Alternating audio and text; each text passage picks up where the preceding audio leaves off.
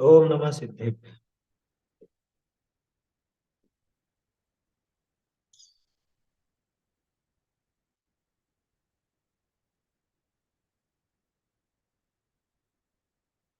नमः श्रीवर्धमानाय निर्धूत कलिलात्मने सालोकानां त्रिलोकानां यद्विद्यादर्पणायति। रत्नकरंड श्रावकाचार ग्रंथ पर अपनी चर्चा है। अहिंसा अणुव्रत कोई जीव धारण करता है, कैसे करता है, क्या उसकी वृत्ति होती है, ये सारी चर्चा इसके अंदर आ रही है। और कहाँ की हिंसा वो छोड़ सकता है और कहाँ की हिंसा नहीं छोड़ सकता, उसके जीवन में क्या क्या कार्य अनिवार्य रूप से होते हैं और क्या कार्यों में वो बच सकता है, ये चीज अपन देख रहे थे। आज तो वैसे शनिवार है ना, कल अपने को ध्यान ही नहीं रहा कि आज शनिवार आएगा तो बेसिक क्लास अपने को लेनी है। चलिए अब कोई बात नहीं, कल देख लेंगे। मुझे एकदम ध्यान नहीं रहा कल सूचना करने का भी, कोई बात नहीं। खैर, तो आज तो यही विषय देखते हैं। अब मैंने वो पुस्तकें भी नहीं निकाली। रत्नकरण शाहुकाचार्य का बढ़िया प्रकरण है, बेसिक क्लास जैसे ही है। क्योंकि आगे आप पढ़ोगे, अहिंसा का पाठ आएगा, अहिंसा वाला पाठ भाग 3 में आएगा। और वो प्रकरण आज यहाँ पे भी आने वाला है, तो उसको अपन इसमें से समझ सकते हैं। तो श्रावक के जीवन में, नियमित जीवन में भी कुछ हिंसा होती है। घर गृहस्थी के कार्यों में आरंभी हिंसा होती है, और आरंभी हिंसा के साथ ही उद्योगी हिंसा भी होती है। उद्योगी हिंसा के साथ ही उसको विरोधी हिंसा भी होती है। लेकिन संकल्पी हिंसा कभी नहीं होती। तो अहिंसाणु व्रत में संकल्पी हिंसा का ही त्याग है। बाकी हिंसा बिल्कुल उच्छृंखल होकर के करता हो ऐसा नहीं, बाकी की हिंसा में भी बचने का प्रयास करता है। इसकी कोशिश रहती है कि कैसे न कैसे इस हिंसा से बचूं। इसका प्रयास पूरी तरह से यही रहता है कि इस हिंसक कार्य से मैं बचूं। अब वो नहीं बच पाता तो क्या करता है कि संकल्पी हिंसा को तो त्यागता ही है, और बाकी जो आरंभ, उद्योग या विरोधी हिंसा भी है, तो उसमें भी घटाने का प्रयास करता है। उसमें भी स्वयं की निंदा करता हुआ ही उनमें प्रवर्तता है, ऐसा समझना चाहिए। तो उद्योगी हिंसा के संबंध में अपनी चर्चा चल रही थी। उद्योगी हिंसा में जीव के 6 तरह के उद्योग बताए। श्रावक के, श्रावक माने गृहस्थ के, श्रावक नहीं कहना चाहिए। गृहस्थ 6 तरह के कार्यों में लगते हैं: असी मसी, कृषि, विद्या, वाणिज्य और शिल्प। इसमें से विरोधी हिंसा वो असी में ले लिया अपन ने, असी के माध्यम से वो समझ ली। तो उसमें भी कैसी प्रवृत्ति रहेगी फिर मसी, जो ये समझ लीजिए बही खाते वगैरह करेगा, उसमें भी क्या न्याय नीति रहेगी, किस तरह से ये उस हिंसा का त्याग करता है। कृषि, कृषि में अपन ने देखा कि जैन कुल से तो करने लायक है ही नहीं, फिर भी पहले से चली आती हो, या समझ लो कुछ ऐसी जाति में पैदा हुआ हो उसमें यही काम है, कुछ और काम नहीं कर सकता हो, तो उसमें भी घटाते हुए ही, एक सीमा करते हुए ही उस कार्य में प्रवर्तता है। विद्या, विद्या में ऐसी चीजें नहीं पढ़ाता जिसमें आगे जीवों का घात विशेष होता हो, राग आदि की तीव्रता होती हो, ऐसे काम नहीं करता। वाणिज्य, व्यापार के संबंध में अपन ने देखा कि संतोष सहित प्रामाणिक, सत्य असत्य आदि का निर्णय करता हुआ सत्य न्याय नीति पूर्वक ही सारा व्यापार करता है। ऐसा व्यापार नहीं करता कि जिसमें बहुत जीवों का घात हो। ऐसा व्यापार नहीं करता कि जिसमें राग द्वेष की तीव्रता हो। ऐसा व्यापार नहीं करता जिसमें इसको धर्म साधन का समय ना मिले। ऐसा व्यापार नहीं करता जहां इसको, समझ लो, एक स्वास्थ्य का ही नुकसान उठाना पड़े। आया समझ? देखो, आ, मैं नाम भूल रहा हूँ, शायद सम्यक ज्ञान दीपिका या किसमें ऐसा लिखा, शायद क्षुल्लक धर्मदास जी ने लिखा, भैया ऐसा काम करना कि जिसमें शाम को थोड़ा बहुत अपने को घूमने आदि का भी समय मिल सके, सुबह शाम थोड़ा सा घूम भी सके। अब कोई सोचेगा कि ऐसा क्यों लिखा है इन्होंने? ऐसा इसलिए लिखा कि भैया स्वास्थ्य के ऊपर भी अगर ध्यान नहीं रखेगा तो फिर इधर तो धर्म भी छूटेगा, और ऊट पटांग फिर दवाइयां भी लेनी पड़ेंगी।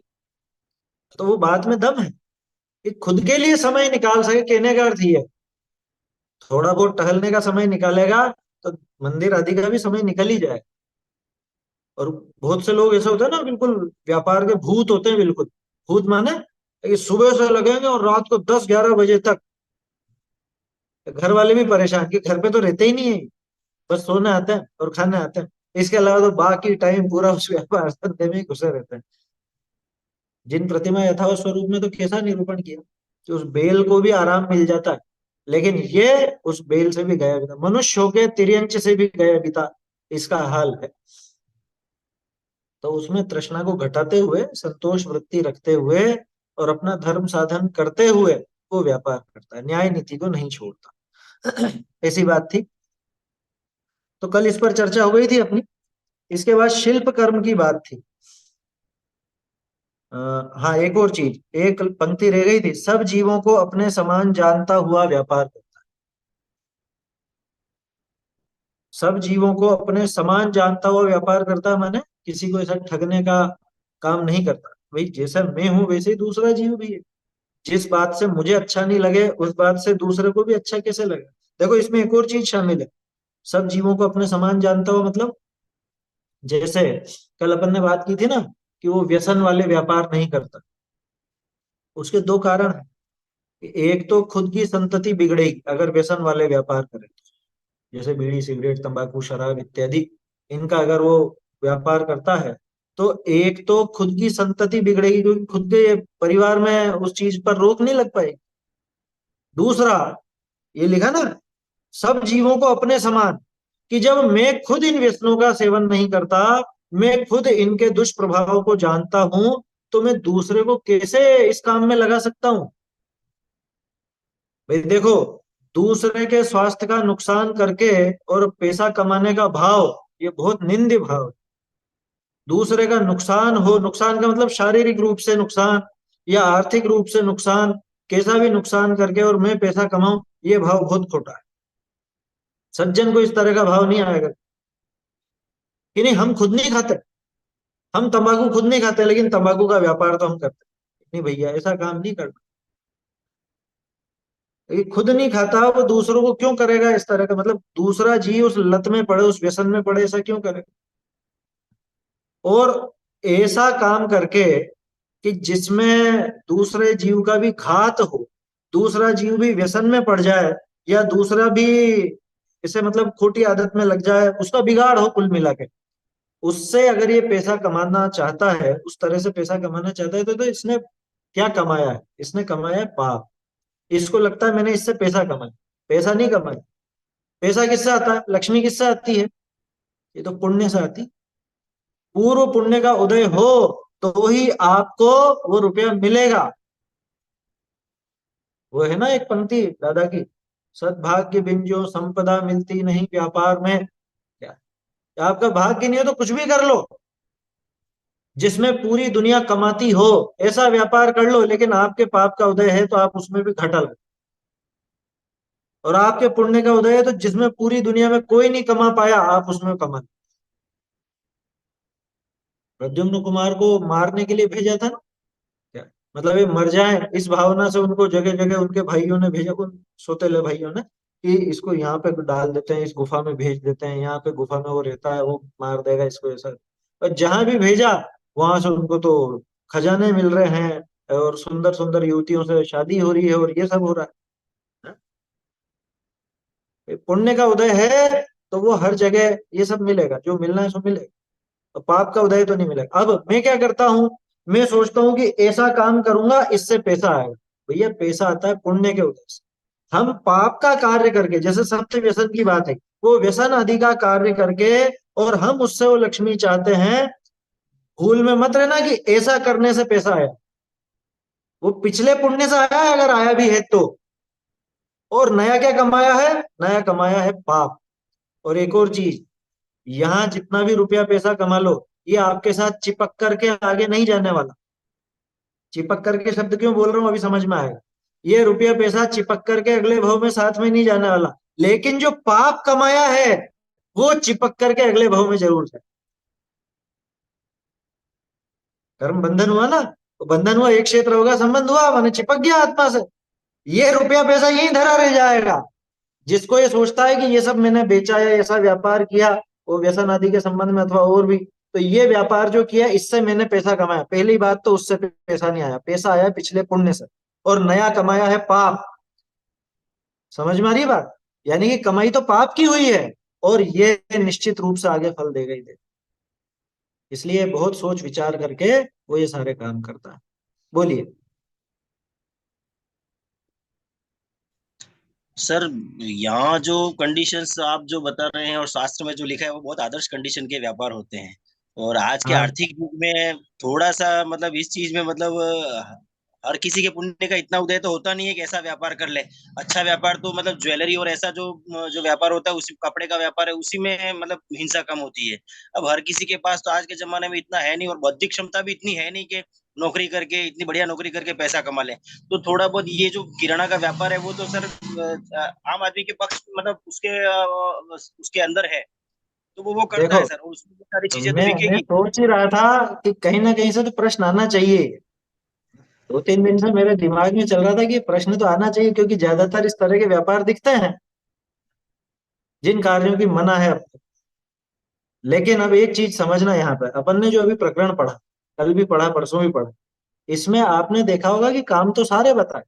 सारे बताए का मतलब कोई मजबूरी में कर रहा है। जैसे खेती की बात आई, कृषि की बात आई, तो पहले तो कहते हैं जैन कुल के लायक है ही नहीं, और दूसरे कुल में भी यदि कोई करता है तो उसमें पाप तो स्वीकार करता है ना, और पाप स्वीकार करके उसको घटाते हुए करता है कि बढ़ाते हुए करता है?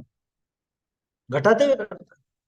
इसमें अपने को देखना चाहिए कि क्या अपने पास और कोई साधन है ही नहीं, क्या अपने पास और कोई सुविधा है ही नहीं कि अपन कुछ और कर सके? तो ऐसा तो नहीं है। व्यापार देखो बहुत तरह के हैं, बहुत तरह के हैं। आप अपने मोहल्ले में ही या अपने एरिया में ही आप नजर दौड़ाएंगे तो कई व्यापार ऐसे मिल जाएंगे कि जो ऐसे व्यसन वाले ना हो, या समझ लीजिए हिंसक ना हो। मतलब देखो, हिंसक तो खैर सभी हैं, क्योंकि कोई भी चीज हो, एक पेन भी बनता है तो उसमें भी हिंसा तो होती है। लेकिन हिंसा कम या ज्यादा ये तो अपन देख सकते हैं। हिंसा कम है या ज्यादा है ये तो अपन देख सकते हैं। तो भाई कम से कम इतना तो अपन विचार करें कि जिसमें साक्षात त्रस्त जीवों की हिंसा नजर आती है। साक्षात, साक्षात का मतलब समझिए ना, कि जिसमें स्पष्ट रूप से उन त्रस्त जीवों का घात होता ही होता है। जैसे वो खाने पीने की चीजें आती है बहुत सी, जिन पे लाल निशान बना रहता है, स्पष्ट पता है कि इसमें अंडा मिला हुआ है, स्पष्ट पता है कि इसमें ये मांसाहार, या कोई इस तरह के क्रीम पाउडर शैम्पू वगैरह कि जिनमें वो डलता ही डलता है, सब मालूम है आपको। तो स्पष्ट हिंसा जिसमें नजर आ रही है, कम से कम उसको तो हम छोड़ ही दें। जिसमें फिर उससे कम है, जैसे मान लीजिए अब यहाँ गादी पर बैठकर तो कोई व्यापार की प्रेरणा दी नहीं जाएगी, लेकिन फिर भी आप कहते हैं जैसे कि भाई फिर कौन से व्यापार है, तो व्यापार तो बहुत सारे हैं, तरह तरह के। स्टेशनरी है, आपके वो हार्डवेयर का है, या और चीजें भी हैं। जीवों का घात तो सब में ही है, क्योंकि कोई भी चीज बिना हिंसा के बनती नहीं है, ये पक्की बात। लेकिन अपन बात कर रहे हैं मुख्य रूप से त्रस हिंसा की, कि जिसमें त्रस्त जीवों का घात, एक बात तो वो। दूसरा, कि जो लोगों के लिए उपयोग की ना होकर के व्यसन की है, अपन उसकी बात कर रहे हैं। यहाँ जैसे व्यसन की बात चली थी ना, हम सब जीवों को अपने समान जानता हुआ व्यापार करते हैं। दूसरे जीवों को व्यसन में डाल करके पैसा कमाना ये उद्देश्य नहीं होना चाहिए। हाँ, उपयोगी चीजों का तो होता है, जैसे उपयोगी चीजों का व्यापार वो करता है। ध्यान रखना, व्यापार कोई सा भी हो, पुण्य का कारण तो एक भी नहीं है तो सारा ही पाप का कारण। ये मजबूरी वश, मजबूरी वश व्यापार करता है, क्योंकि भाई घर चलाना है ना, ये सारे काम करने हैं, घर गृहस्थी है तो चलाने के लिए व्यापार करना भी पड़ेगा। तो उसमें भी सीमित रहता है। सीमित रहता है माने हिंसा से सीमित रहता है, व्यसनों से सीमित रहता है, लोभ को भी सीमित करता है समझ में? जैसे बहुत से लोग ये कहते हैं, ये क्या बोलते हैं, ये पाउच वगैरह जो आते हैं ना, इसके गुटके वगैरह के, कि इसमें मार्जिन बहुत है। अब मुझे पता नहीं है कि नहीं, मैंने तो सुना है इसमें मार्जिन बहुत है, मैंने कमाई बहुत है, तो इसलिए वो व्यापार करते। नहीं है सर, ऐसा नहीं है। अच्छा, नहीं है क्या? मुझे पता नहीं, मेरे को तो ऐसा सुनने को मिला। या जो भी हो, वो सिगरेट वगैरह बीड़ी वगैरह जो भी है उनमें होता होगा, उनका भी मुझे पता नहीं है, लेकिन सुना था ऐसा कि ये व्यापार क्यों करते हो, कि इससे हमारा रोटेशन चलता है। इसके चक्कर में और दूसरी चीजें भी बिक जाती है हमारी, ऐसा भी बहुत से लोगों का तर्क रहता है क्या, इसके चक्कर में दूसरा व्यापार भी होता है। अगर हम ये चीजें नहीं रखें तो ग्राहक आधा ही सामान मिलेगा तो वो आएगा नहीं, वो उसके पास जाएगा जिसके पास पूरा सामान मिल जाता है। भैया एक चीज तो पहले समझ के रहना, आपके पुण्य का उदय है तो आप भले पूरी सिर्फ एक ही चीज बेचोगे तो भी ग्राहक आपसे लेकर के जाए, आपके पुण्य का उदय है तो। क्योंकि देखा है अपन ने इस तरह के व्यापारियों को, कुछ भी नहीं करते, एक ही चीज की एजेंसी, सिर्फ एक चीज, तो ले जाए, आया समझ। तो पुण्य का उदय हो तो मारवाड़ के टीलों में जाकर के बैठ जावे ना, तो भी वहां पे ग्राहक आकर के लेकर के जाए, ये हकीकत है। अपने को ये चीज तो स्वीकार करनी चाहिए। दूसरी बात, हम अगर कोई काम करते हैं, अधिकांश यही होता है, अपना जो काम होता है तो अपन ये सोचते हैं कि अरे इसको कैसे पाप में डालें, या इसको कैसे हम पाप कहें, हमको असल में ऐसा लगता है। समस्या वो है, तो देखो, पाप को पाप तो स्वीकार करो, लिखा ना यहाँ पे, सब स्पष्ट तो लिखा है, अपनी अंतरंग में निंदा करते हुए, है ना ये लाइन, अंतरंग में अपनी निंदा करते हुए। ये सिर्फ इस वाणिज्य के लिए नहीं है, ये सारी कार्यों के लिए है। चाहे वो ये असी हो, मसी हो, कृषि हो, विद्या हो, वाणिज्य हो, शिल्प हो, इन सभी कामों में कि देखो, मुझे इस लोभ में, किस लोभ में, क्योंकि घर गृहस्थी चलानी है और अच्छे ढंग से चलानी है, थोड़ी मन की इच्छाएं भी हैं, वो सब भी पूरा करनी है, तो उसके लिए मुझको ये व्यापार धंधा आदि करना पड़ता है। इसके लिए मुझे समय यहाँ पे देना पड़ता है, अपना उपयोग और समय दोनों खर्च करना पड़ता है। ये मेरे लिए अच्छी चीज नहीं है, फिर भी करनी पड़ती है। तो मन में एक खेद का भाव उसको रहता है, प्रसन्नता का भाव नहीं है, मजबूरी में कर रहा है। और जो मजबूरी सोच करके करेगा, वो जल्द से जल्द उससे छूटने का या बचने का उपाय भी करेगा ही। हम करते हैं उल्टा काम। हम का मतलब ज्यादातर लोग जो समझते नहीं है, स्वाध्यायी नहीं है, वो कुतर्क करते हैं कि ये तो काम होगा ही सही, ऐसे तो क्या फिर कुछ भी नहीं करेंगे, फिर तो कुछ कमाई नहीं होगी, फिर तो घर कैसे चलेगा। और आप सबको तो अनुकूलता है, इसलिए आपके पास पैसा है, इसलिए ये बातें कर रहे हो, जिसके पास पैसा नहीं उससे जाके पूछो।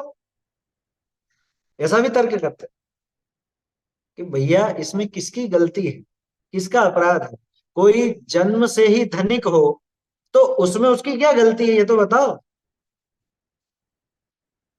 कोई जन्म से ही निर्धन हो तो उसमें अपराध किसका है, किसने क्या गलती करी बेचारा, करी है अभी नहीं करी, पिछले भवों में करी।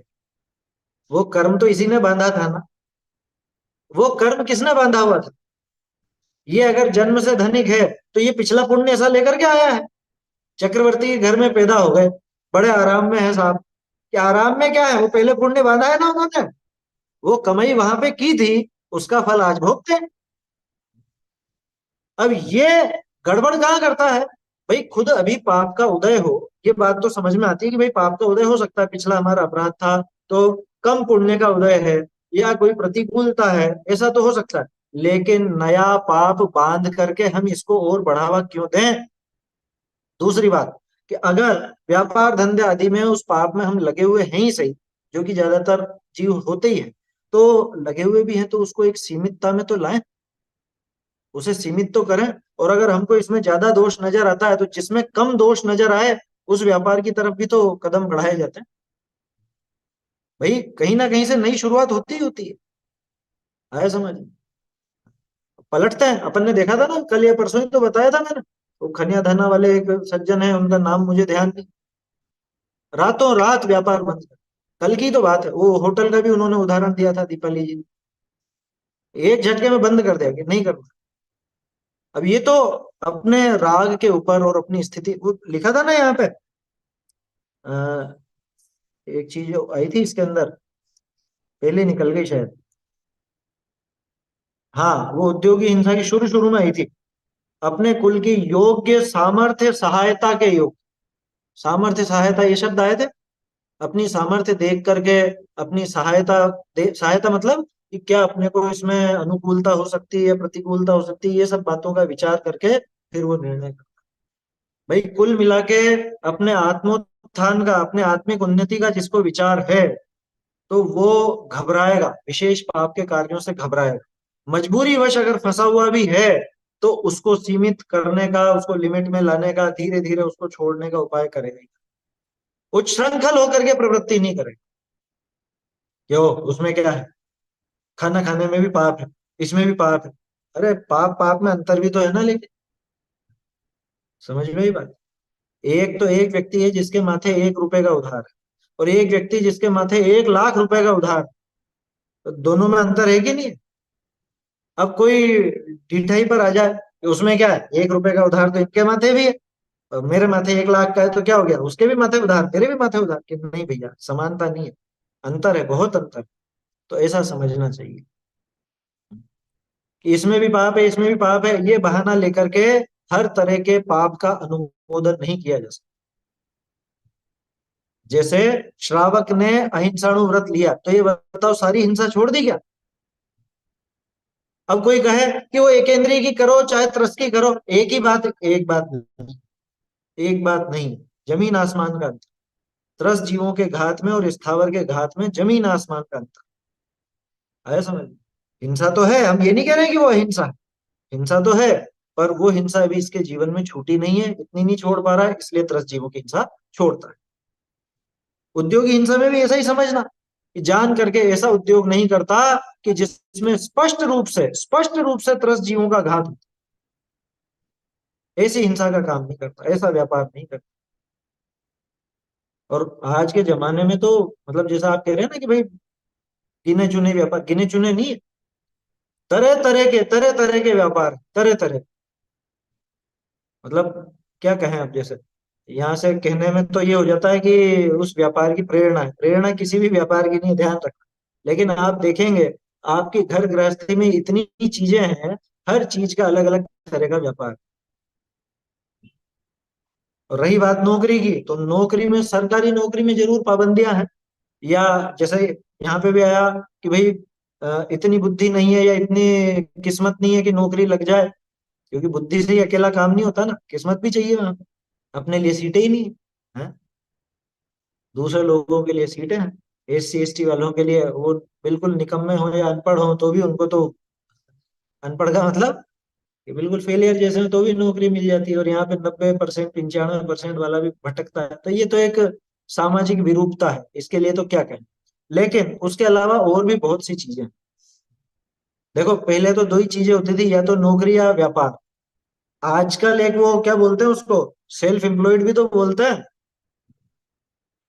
क्या कहा जाता है उसको, फ्रीलांसर जैसा कहते हैं, फ्रीलांसर, फ्रीलांसर माने कि अपनी योग्यता अनुसार वो काम करता है, जिसको काम कराना हो करावे, किसी का नौकर भी नहीं है, और ये व्यापार भी नहीं है, इसको एक विशेष शब्द सीए दिया जाता है। सीए करते जैसे। हाँ, सीए वगैरह है, जैसे सीए है, या कुछ भी इस तरह का और भी काम है, तो वो सर्विस प्रोवाइडर, इसको कहा जाता है सर्विस प्रोवाइडर। सर्विस प्रोवाइडर कोई व्यापार नहीं करता, ना वो नौकरी पर है, वो अपनी एक विशेष, उसके पास विद्या है, कला है, या कुछ ज्ञान है, उसको वो कुछ रुपए लेकर के, जैसा भी उसका फीस है, वो लेकर के उसका काम करता है, तो एक सर्विस देता है ना। तो सर्विस देता है, नौकरी नहीं करता, ये उसमें समझना चाहिए। तो कहने का अर्थ ये है, तरह तरह के धंधे व्यापार हैं, और ये सर्विसेज भी हैं तरह तरह की। तो उसमें से अपने को देख लेना चाहिए, अपनी भूमिका के अनुसार, अपनी परिस्थिति के अनुसार, योग्यता के अनुसार। और सबसे खास चीज तो यह है कि जिसमें राग आदि की वृत्ति नहीं बढ़े, यानी कि व्यसन आदि का काम जिसमें नहीं हो, तीव्र पाप का काम नहीं हो, और जिसमें त्रस्त जीवों का स्पष्ट रूप से घात नहीं। स्पष्ट रूप से इसलिए कह रहा हूँ क्योंकि एक तो साक्षात घात वाले काम है, और दूसरा साक्षात तो नहीं है लेकिन पीछे से तो होता ही है। जैसे मान लो आप हार्डवेयर का काम भी करो, लोहे का भी काम करो, तो लोहे का भी निर्माण होता है फैक्ट्रियों में, लोहा पिघलाया जाता है और वो सब बनाया जाता है, हिंसा तो उसमें भी होती है। लेकिन वो साक्षात हिंसा, साक्षात त्रस्त जीवों का घात का काम नहीं है ना, ऐसा समझ। बोलिए। सर आजकल ये एक दो जॉब और चल पड़े हैं, एक तो है बेबी सीटर का, और एक है जो घर में बुजुर्गों को हायर करना, सर हाँ हाँ मतलब हाँ। हायर करते हैं लोग बाग। तो उसमें तो ज्यादा कोई हिंसा दिखाई नहीं देती, लेकिन उसके अंदर दोष क्या है? देखो ऐसे दोष कुछ नहीं का मतलब, भाई व्यापार है वो ही दोष, पहला तो ही। दूसरा, वो काम में कोई ऐसी दिक्कत नहीं है, ईमानदारी से करे ना। बच्चे को संभालना मतलब वो धाय का काम है, पहले भी होता था, कोई अभी का ही काम नहीं है। पहले धाए कहते थे अपन उनको, अब आजकल बेबी सीटर कहते हैं, नाम बदल गया है। अंग्रेजी का जमाना है ना। तो वो बेबी सीटर वाला काम हो गया, अथवा बुजुर्गों की सेवा के लिए रख रखा है, या बुजुर्गों की सेवा के लिए अपन ने उनको रखा है जिसको भी, तो वो तो एक संभालने का काम हो गया, है ना। तो उसमें मतलब दोष का अर्थ आप किस रूप में पूछना चाह रहे हैं? दोष का अर्थ सर यूं पूछना चाह रहा हूँ कि जैसे उसमें अपने भाव तो वैसे रहते नहीं जैसे अपने माता पिता के प्रति हों। अब हाँ, दूसरे के नहीं माता रहते हैं, पिता वो के प्रति सेवा है ना, अगर वो सर्विस प्रोवाइडर है वो। अगर भाव बिगड़े तो फिर वहां पे दोष तो लगेगा सर, ऐसा। क्योंकि नहीं, उसको तो पैसे, वो तो भाव पेमेंट कैसे करता बिगड़े? है, और अपन, वो तो पेमेंट करता है पर अपने भाव तो एक जैसे उस समय उनके साथ रहते नहीं है, तो उसमें किस नहीं प्रकार का नहीं, देखो इसमें ऐसा है कि इसको किस काम के लिए रखा गया है, इसको जिस काम के लिए रखा गया है वो काम पूरी ईमानदारी से कर रहा है या नहीं,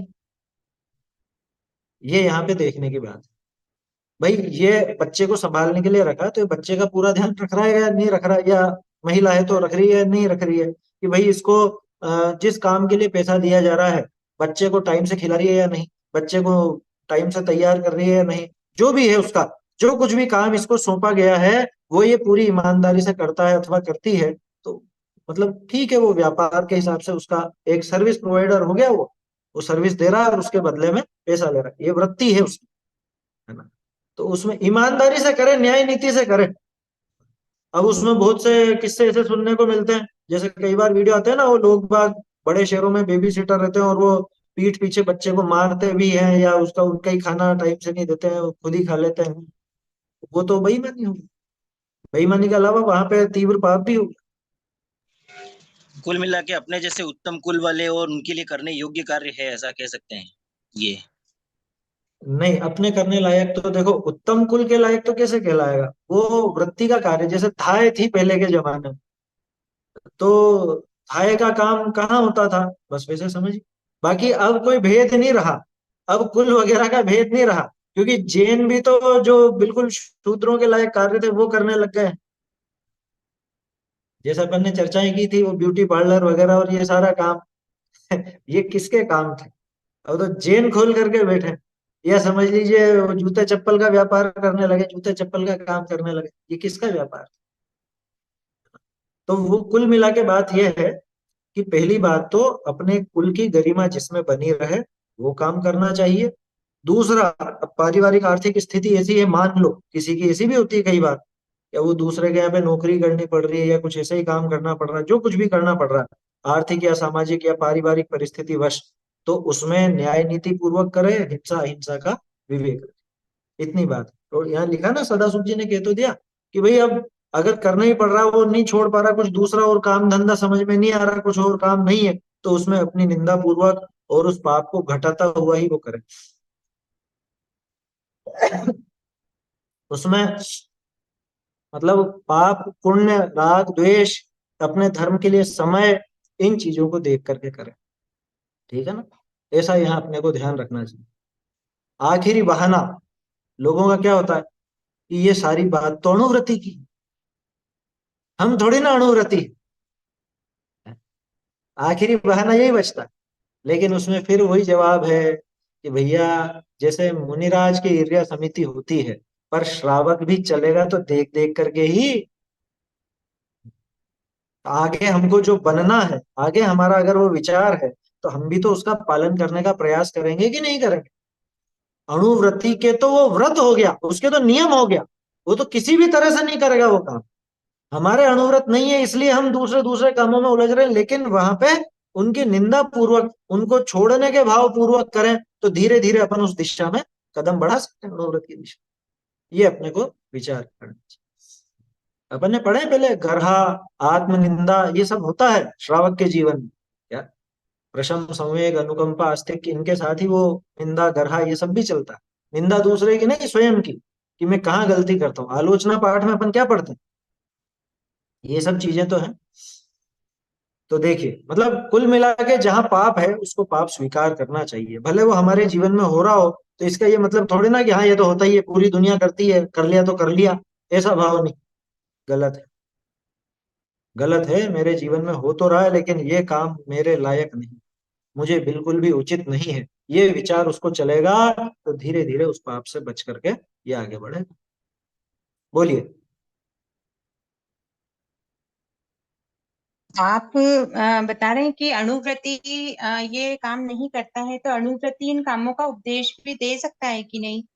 नहीं कि जैसे देगा। आदिनाथ नहीं देगा, तो आदिनाथ नहीं भगवान देगा। ने तो अस्सी मसी कृषि सब उपदेश दिए हैं, वो तो अणुव्रति ही थे ना शुरू से। नहीं, उनको अणुव्रत नहीं बताया जाता है ना, वहाँ अणुव्रत नहीं बताया जाता है। दूसरी बात, यहाँ पे आपने शुरू में ध्यान दिया हो तो 80 वाला कर्म पढ़िए। उनके 80 वाला, वो क्षत्रिय थे ना, तो हाँ क्षत्रिय माने प्रजा थे, तो राजा की जिम्मेदारी है प्रजा को वो दिशा दिखाना। राजा की जिम्मेदारी है प्रजा का पालन करना। तो इस हिसाब से उनकी भूमिका में वो उपदेश दिया गया। और तो भी क्या उन्होंने बहुत से जो बड़े बड़े पाप होते हैं, क्या उसका उपदेश दिया? उसका उपदेश तो नहीं दिया। जैसा यहाँ लिखा है ना, असी मसी कृषि विद्या वाणिज्य शिल्प, इसमें सब में लिमिटेशन बताई है, तो ऐसे ही उन्होंने भी लिमिटेशन वहां दिखाई हुई। उन्होंने कभी ये उपदेश नहीं दिया कि तुम पोल्ट्री फार्म भी खोल लें। हाँ। पोल्ट्री फार्म खोलते लोग, ऐसा उपदेश तो नहीं दिया होगा। कत्ल खाने खोलने का तो उपदेश नहीं दिया होगा, है ना, या जिसमें तीव्र हिंसा होती है, ऐसा उपदेश तो नहीं दिया। सामान्य सामान्य उपदेश दिया कि भैया ये 6 कार्य हैं अपनी जो सामाजिक व्यवस्था उस दृष्टि से। अब तो बहुत बड़ी रेंज हो चुकी है, हालांकि उन सबको अपन वाणिज्य में अथवा और कामों में गर्भित कर देते हैं, शिल्प में जी। गर्भित कर देते हैं। और वहां उनके बिना काम नहीं चल रहा था ना, लोगों के सामने बड़ी समस्या थी। क्योंकि कल्प वृक्ष के रहते हुए लोगों के जीवन में एक कुछ करने का था ही नहीं, कुछ योग्यता ही नहीं थी, इस तरह की बुद्धि ही नहीं थी, क्या करें। कल्प वृक्षों के बिना कैसे जिए ये लोगों को मालूम ही नहीं था। कि जी। लोग बाग जाते थे वहां पे, कल्प वृक्षों से लेकर के आ जाते थे, काम हो जाता था। अब कल्प वृक्ष समाप्त हो गए, क्या करें। तो आपस में मार कूट मचने लगी और छीना झपटी होने लगी, तो उसकी जगह उन्होंने कहा कि भैया ऐसे नहीं, इस तरह से चलो, ऐसी व्यवस्था बना करके रखो। तो एक व्यवस्था के निर्माण के लिए उपदेश दिया गया, है ना, ऐसा समझना वहां पे। वो जी। वहां उनकी मजबूरी थी। अगर ऐसी परिस्थिति नहीं होती, बाकी के तीर्थंकरों ने दिया क्या ऐसा उपदेश? नहीं दिया। राज्य व्यवस्था में भी नहीं दिया। क्यों नहीं दिया? कि सामाजिक परिस्थिति नहीं थी। भाई प्रजा का पालन करना है राजा का दायित्व, तो पालन कैसे हो, तो उसके लिए इन्होंने ये विधि बताई, और उसमें भी लिमिटेशन करके ही बताई थी। ये उनके अणुव्रतों के अनुकूल ही था, ऐसा समझना, अगर अणुव्रत गिनो तो भी। दूसरी दूसरी बात यह है कि, माइक बंद कर लीजिए आप। हाँ दूसरी जी। बात यह है कि वहां पे जब अणुव्रत आदि की चर्चा चलती है तीर्थंकरों की, तो एक कथन ऐसा आता है कि वो अणुव्रत धारण नहीं करते। उनके अणुव्रत नहीं होते हैं, वो सीधे ही महाव्रत धारण करते हैं। दोनों बातें चलती है, अब बहस के विषय हैं दोनों, और दोनों के अपने अपने तर्क हैं। मुझे तो दोनों में समस्या नजर नहीं आती, इसलिए मैं फाइनल ये नहीं कह सकता कि वो अणुव्रती थे कि नहीं थे। पंचम गुण स्थान होता है, ये बात मालूम है, लेकिन पंचम गुण स्थान है तो अणुव्रत क्यों नहीं होंगे, ऐसा तर्क आता है। तो उसका भी जवाब आता है कि अणुव्रत तो दूसरी प्रतिमा में है, पहली प्रतिमा भी तो होती है, तो पहली प्रतिमा रूप क्यों ना माना जाए, ऐसा मुझको लगता है। तो उसमें कोई बाधा नहीं, 5वां गुण स्थान उनके होता है, ऐसा कथन है शास्त्रों में। अणुव्रती होते हैं, ये कथन नहीं आता। देखो, तो वो दूसरा घात करें जीव या दूसरे जीवों को परेशान करें, तो उसकी अपेक्षा तो कि भाई विद्या वाणिज्य शिल्प असी मसी कृषि, ये उनको उपदेश दिया, है ना, ऐसा समझना चाहिए। चलिए, और कुछ है क्या प्रश्न? सर ये व्रत प्रतिमा में पांचों अणुव्रत एक साथ ही होंगे, या हाँ, स्टेप बाय स्टेप भी हो सकता है? नहीं, अणुव्रत तो एक साथ ही होता है। अणुव्रत एक साथ ही होता है पांचों, है ना। उसमें स्टेप वाला काम ही क्या है? क्योंकि देखो सब जुड़े हुए हैं आपस में।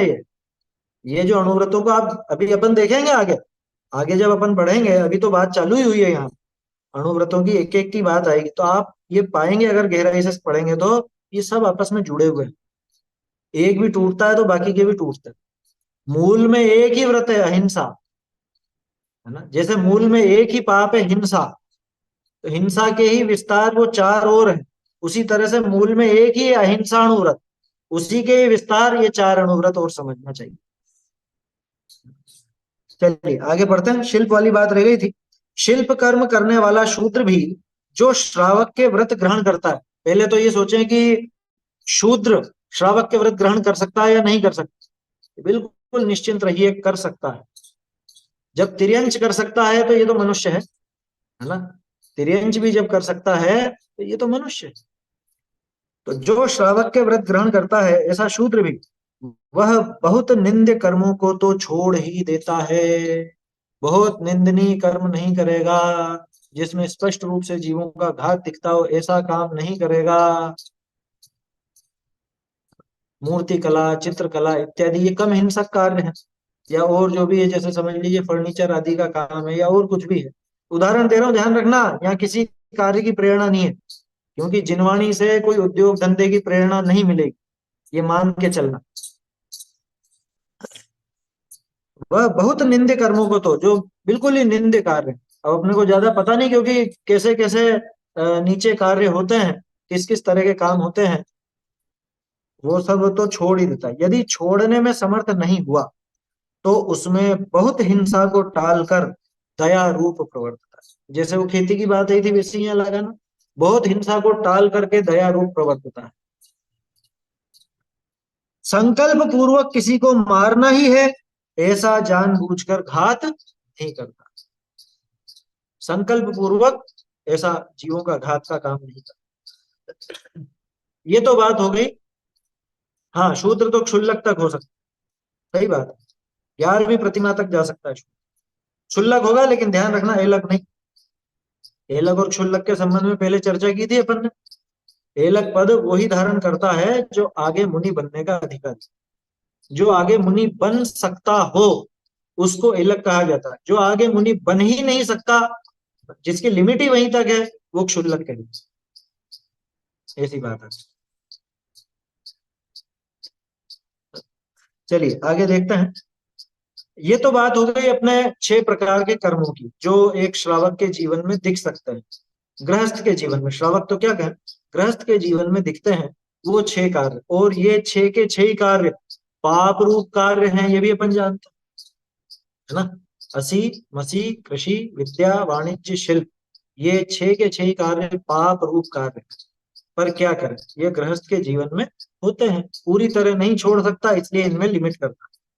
अब क्या कोई पुण्य रूप कार्यों में भी हिंसा है? तो ये देखो, मंदिर बनवाना, पूजन करना, दान देना आदि कार्यों में निरंतर बड़े यत्नाचार से केवल दया धर्म के निमित्त ही प्रवर्तन करता है।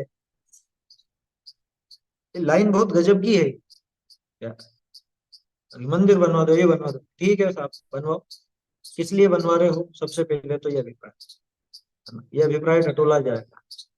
दया या धर्म के निमित्त ही प्रवर्तन करता है इनका। सब लोगों ने अपने अपने बनवा रखे हैं, हम भी बड़े सेठ हैं, एक मंदिर हमारे नाम का भी होना ही चाहिए।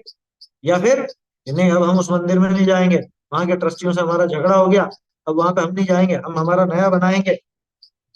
जैसे पहले आप लोगों को सुनाया था ना किस्सा, सेठानी जी को टोक दिया किसी ने, लेट गई होगी, और वो कोई निकल रहा होगा कि ऐसा ही है तो खुद का बनवा लो ना, तो सेठानी जी के तो आ गई, अब दिमाग में तेज में आ गई। अब सेठ जी की समस्या कि जब तक नई प्रतिमा नहीं लेके आओगे तब तक मैं खाना नहीं खाऊंगी, मेरे भगवान नहीं आएंगे तब तक मैं खाना नहीं खाऊंगी। कि क्यों, ये है तो सही भगवान, कि नहीं यह वाला नहीं, मेरे को मेरे भगवान चाहिए। क्या वो भगवान भी मेरे और तेरे हो गए हैं?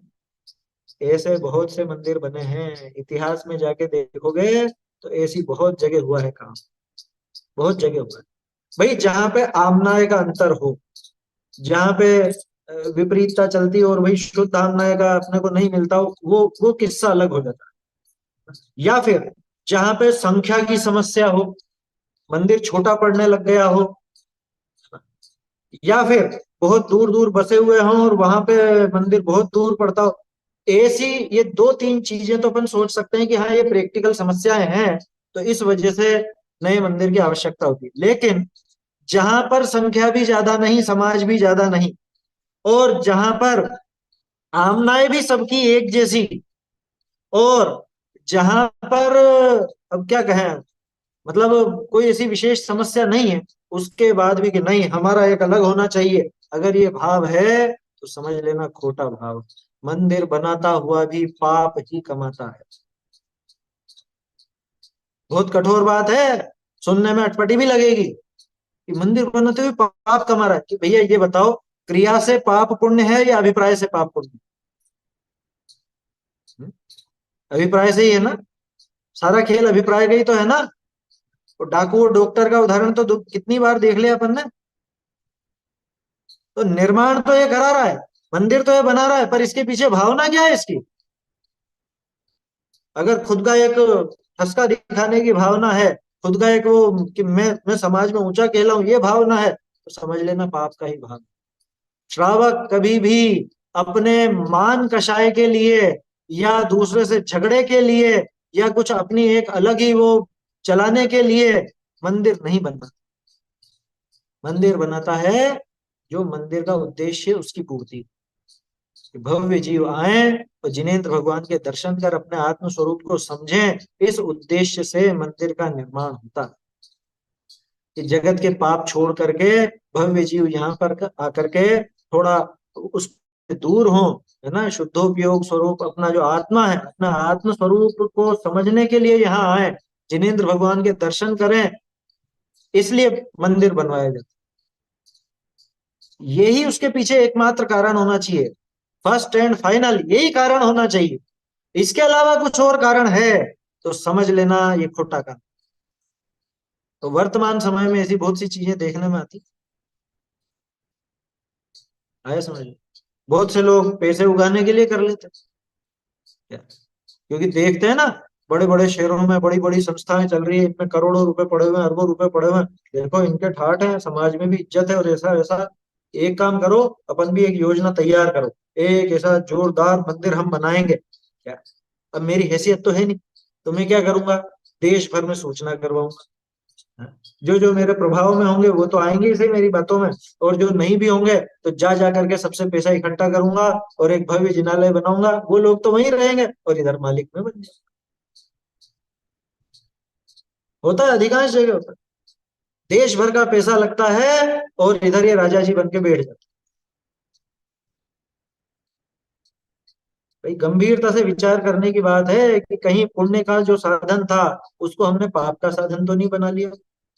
ये हमको बहुत गंभीरता से विचार करने की जरूरत है।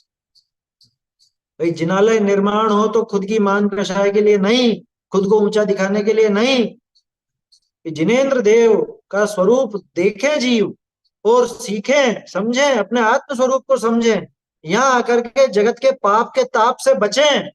इसलिए जिनालय का निर्माण होना चाहिए, इस भावना से होना चाहिए। और अगर ये भावना रहेगी ना तो अनर्गल नहीं होगा फिर कभी। अनर्गल समझिए ना, जैसे जहां आवश्यकता नहीं है वहां पे भी निर्माण हो जाता है, तो फिर नहीं होगा, क्योंकि वो देखेगा कि अपने यहाँ तो है, अपने यहाँ तो सुविधा है, लोग बाग आकर के और कर लेते हैं अपना काम।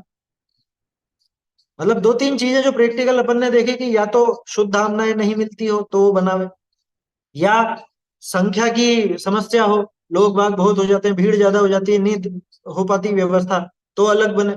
या ऐसी जगह इकट्ठे हो गए लोग बाग, आजकल कॉलोनियां चलती है ना, कॉलोनियां होती है, अब शहर के बाहर है कॉलोनी तो 5-6 किलोमीटर 10 किलोमीटर दूर है मंदिर, तो रोज रोज इतनी दूर आने जाने में दिक्कत होती है। तो कि एक काम करो, इतनी बस्ती हो गई है यहाँ पे इतने लोग हैं, 50-100 लोग तो हो ही जाते हैं, तो यहाँ एक मंदिर बनाने का विचार ठीक है। देखो उसमें भी ये ध्यान रखना, मंदिर बनाना कोई खिलौना नहीं, हंसी खेल का काम नहीं है। संभालने वाले हों, आगे तक जिम्मेदारी उठाने वाले हों, तो मंदिर बनाने जैसा उपक्रम होना चाहिए, नहीं तो नहीं होना चाहिए। क्योंकि आज अपन देखते हैं गांवों में भव्य मंदिर, इतने आलीशान मंदिर बिल्कुल सुनसान वीरान पड़े हुए, ऐसे वीरान पड़े हुए।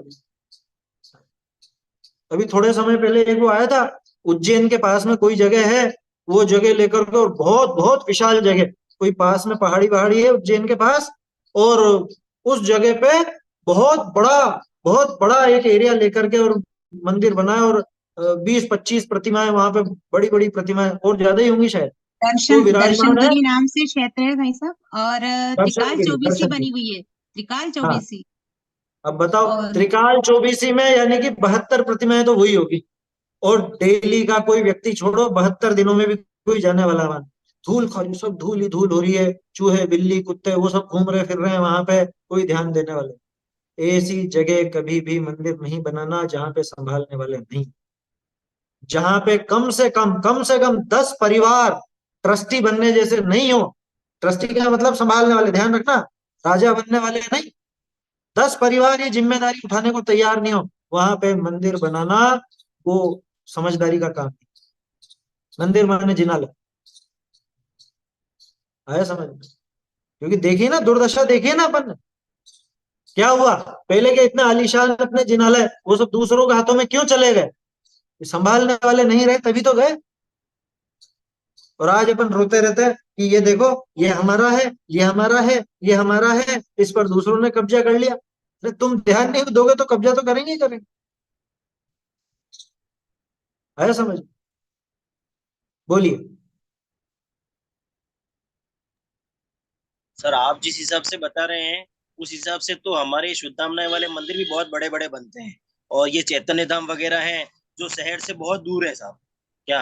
और उनका कंपाउंड इतना बड़ा है कि जिसको संभाले नहीं संभलता, और बहुत हिंसा होती है सर। तो हम इन चीजों का समर्थन क्यों करते हैं, और ये जो अपने जो करता धरता है वो इस चीज को रोकते क्यों नहीं है?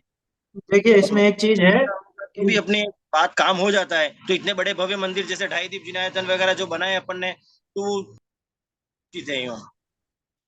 अब देखो उसमें ऐसा समझना कि जहां पे विद्यालय चल रहे हैं ना, जैसा आपने चैतन्य धाम का नाम लिया, तो वहां तो बाकायदा विद्यालय की योजना से ही बनाया गया था, विद्यालय के हिसाब से ही बनाया गया था और चल रहा है विद्यालय। और ऐसा नहीं है कि बंद होने की कगार पे, अच्छा चल रहा है, मैंने तो बढ़िया ही सुना है अभी तो। वहां पे 8वीं 9वीं 10वीं में बच्चे जाते हैं तो रहने वाले हैं ना वहां पर, तो विद्यालय के हिसाब से वहां पे रखा गया और वहां पे रहने वाले मौजूद हैं, तो व्यवस्था हो रही है।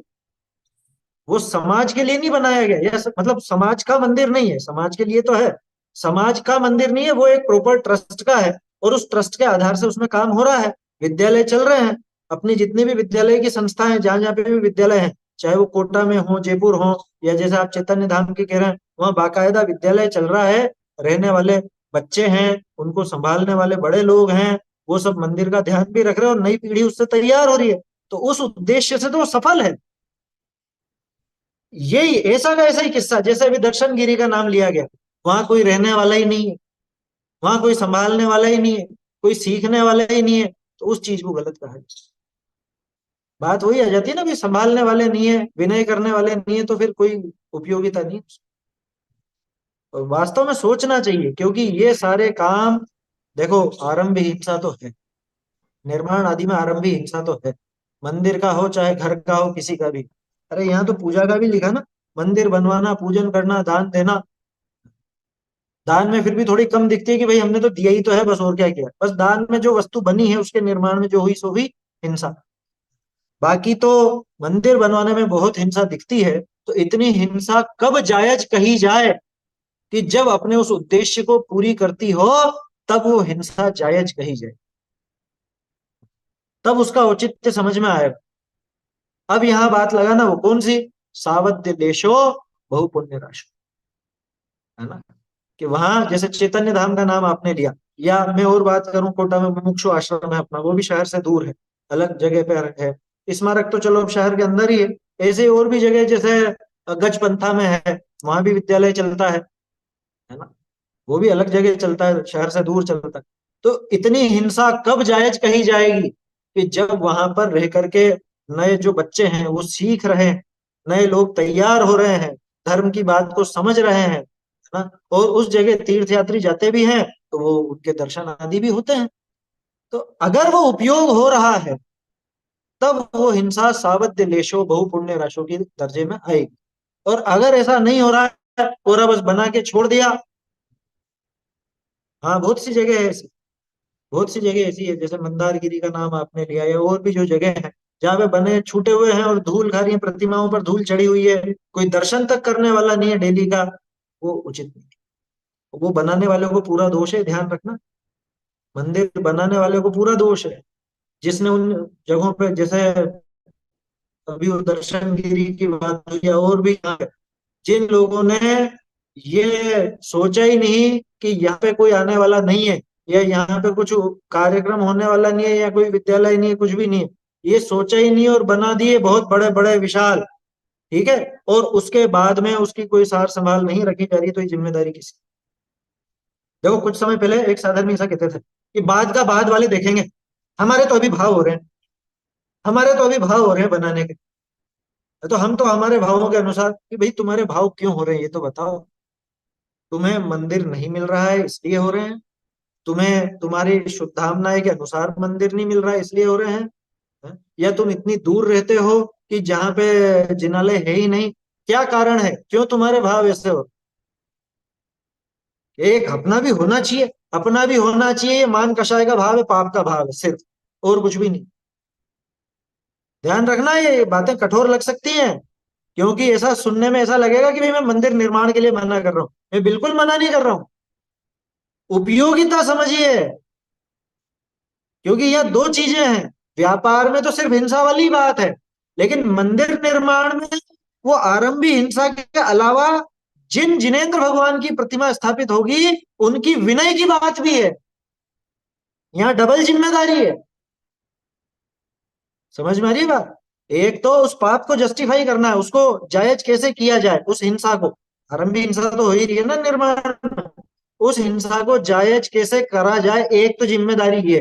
दूसरी, जिनको स्थापित किया गया, उन जिनेंद्र भगवान की प्रतिमा को, जिनवाणी को, और जो कुछ भी वहां किया गया, उसकी विनय की जिम्मेदारी है या नहीं, वो जिम्मेदारी भी बनती है। इसलिए बहुत कायदे से विचार करने लायक बातें हैं। बोलिए।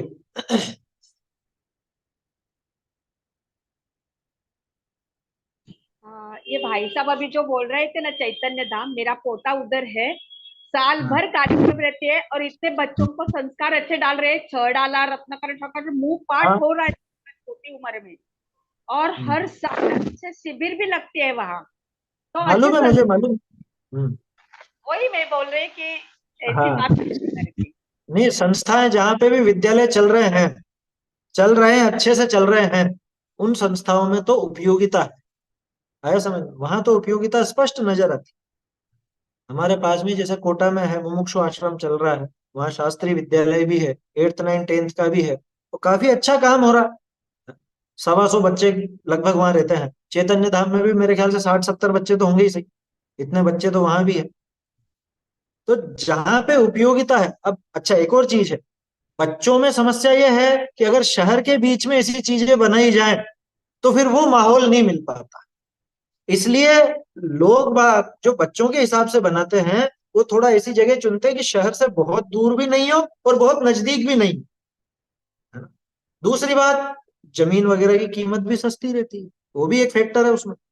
भाई जमीन की कीमत शहर के बीच में तो वैसे नहीं मिल पाएगी ना, जमीन जैसी बाहर मिल जाएगी।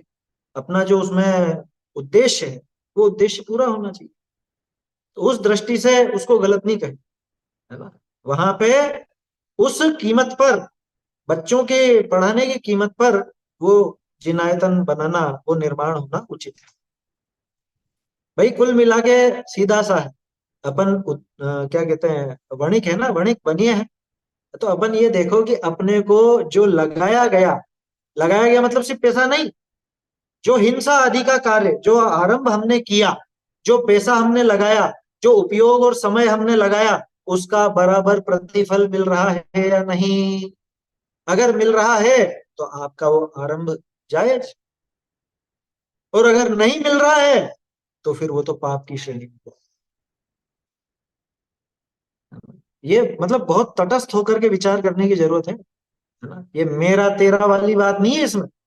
इसमें तो उपयोगिता और अनुपयोगिता वाली बात है, कि हमारा है तो बढ़िया और दूसरे का है तो बेकार, ऐसा नहीं, ऐसा नहीं, कि भाई इसमें वो उपयोगी है या नहीं, इसका सही प्रयोग हो रहा है या नहीं, सफलता है या नहीं, ये अपने को देखना चाहिए।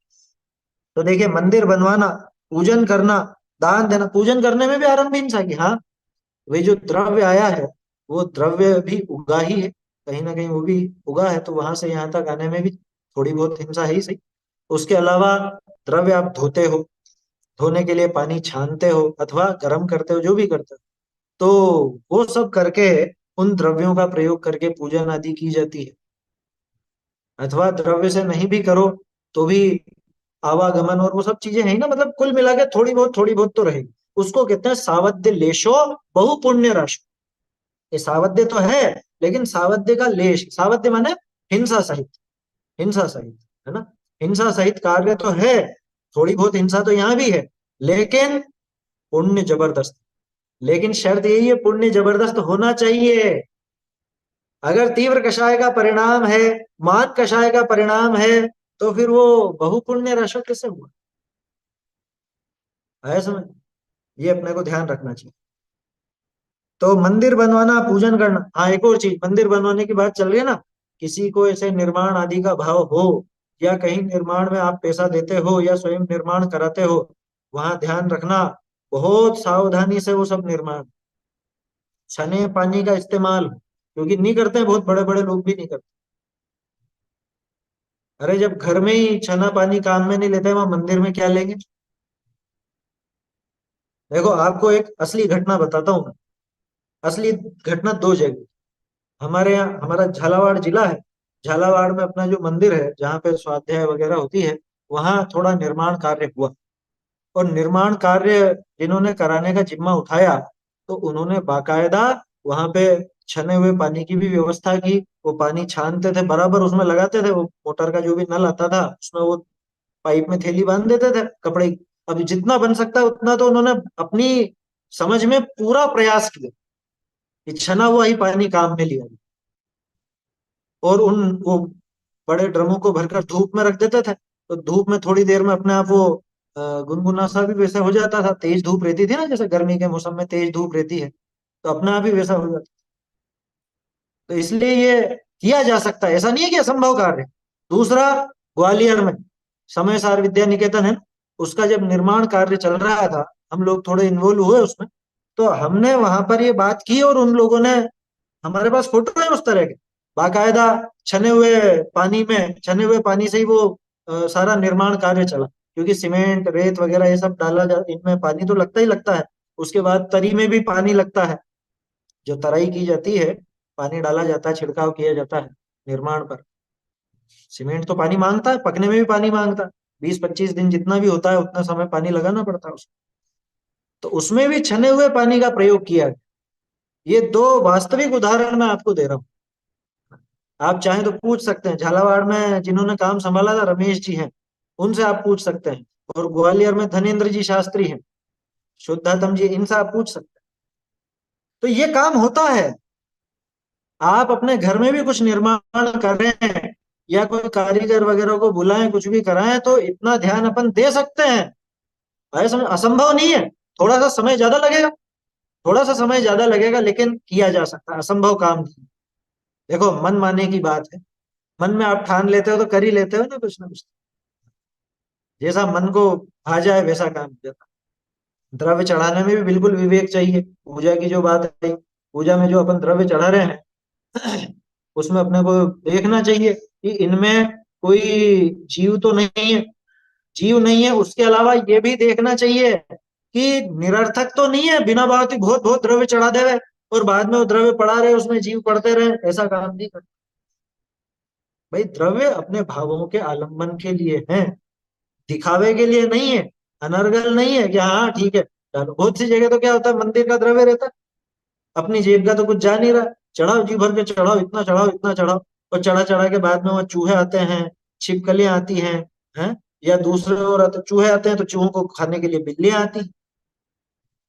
समझ में ही बात?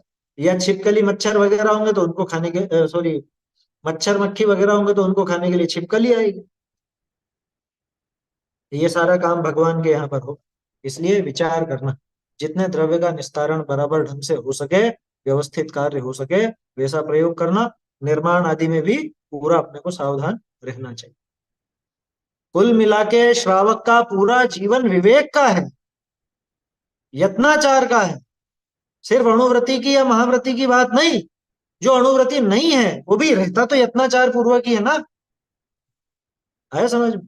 अणुव्रति नहीं हो तो भी रहेगा तो यत्नाचार सही थी। बिना यत्नाचार के तो श्रावक का जीवन कोई जीवन ही नहीं। वो कुछ भी काम करे यत्नाचार सहित ही करेगा, ये नियम मान के चलो, और इससे अपने को प्रेरणा लेनी चाहिए।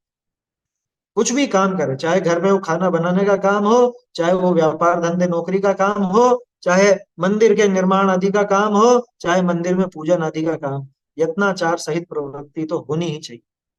अभी कल वो किस्सा आया ना, कल मैंने ग्रुप पर भेजा, जो मेरे मित्र ने मुझे भेजा, वो मधुमक्खी निगलने में आ गई। आश्चर्य की बात, रात को खा रहा था, पहली बात तो ये, रात को खा रहा था, तो रात को खाने लायक नहीं, इससे एक तो ये भी सिद्ध होता।